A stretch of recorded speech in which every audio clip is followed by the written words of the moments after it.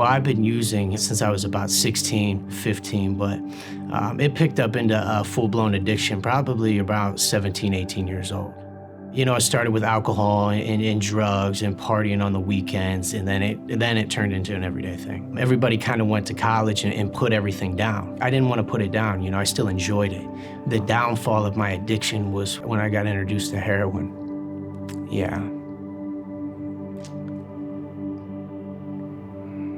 I'd say that's when my addiction took a hard left. You know, before I could bounce back from the stuff pretty quickly, but when the heroin grabbed a hold of me, it put me down. It completely took control of my life. When I needed to get high, I needed to get high right now. By any means necessary, I had to do that. So I'm going to treatment centers, trying to get clean, and I'm doing really well in them. Every one I went to, I finished. I felt that I gave it 100%. And I would come out of these treatment centers and I would go right back to the same environment. And I would get wrapped back up in the mainstream of life, and I would forget that I'm an addict. I'd forget that I'm alcoholic. After overdose, and the years go on, I look around me and it's like, you know, I'm the only one left. All my using buddies, you could say. They were all gone. You know, everybody, each year I lost more and more of my friends that I knew. I can count at least 4 that were very dear friends to me, people that I had love for. And I was almost there several times. So they did a welfare check on me, and then they found me inside, and I was overdosed. I was barely breathing. So they rushed me to the hospital, and they kept trying to revive me, but I wasn't coming back. I would come back for a second, but then it would fall back out, and then they hooked the Narcan up to my veins, so it was running through me, and I kept coming up and going back out.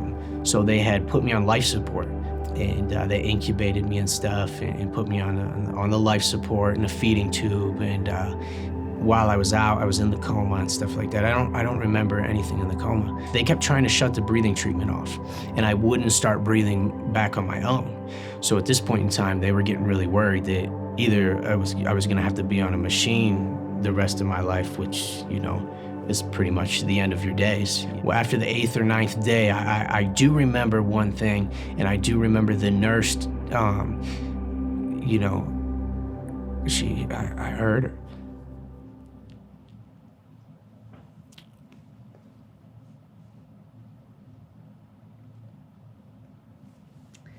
She said, "You gotta stop." She said, "You gotta stop biting the tubes so we can pull them out." And for those 9 days, that's the only thing I remember. I had all my family around me. I had family come from out of town and get off work and come and see me because they thought I was gone. From what they told me, you know, they were constantly talking in my ear. I don't remember hearing none of it. But I do believe that was God talking through that nurse, you know, talking to me. For 9 days, people spoke to me. I didn't hear a single thing. But when it came time, God opened my ears. I do remember I was chewing on the tubes. I kept biting down on the tubes. I kept clamping them down, and I heard that voice. And they were finally able to pull the tubes out, and I started breathing on my own. I couldn't imagine what I put my parents through, my family through, my daughter through, her mother through, anybody that loved me, what I put them through. I feel like that's part of my testimony. That's part of who I am. Not to take life for granted, not to take this disease for granted. It gave me more of a sense of passion to want to help other people who are struggling or going through addiction, or maybe somebody who's been to treatment multiple times. Like I said, you know, this is my 9th time in treatment, and I'm still learning stuff. I'm still growing. I'm still trying. I'm not giving up. It's just like a person who's sick and goes back to a doctor multiple times until they start getting better. And that's why I feel like these places are here, and that's why these places are so loving and in open arms, because sometimes it takes more than once, and there's nothing wrong with that. I'm taking a different approach trying to build my recovery around the church and the people in the church. That's why I'm still here. He didn't bring me back to not give it another shot. And there is a way out. And I believe that if you surround yourself with Christian men, like here at Restore, and they have volunteers that are Christian men, and at the church that we're involved in building that community. And that's what I like about Restore, that I'm building a community of recovery. And we're developing a relationship that I know in my heart will continue after this place. They remind me of why I'm still here. We don't just focus on the drug and alcohol problem. We focus on the whole sin problem and the problem to the core.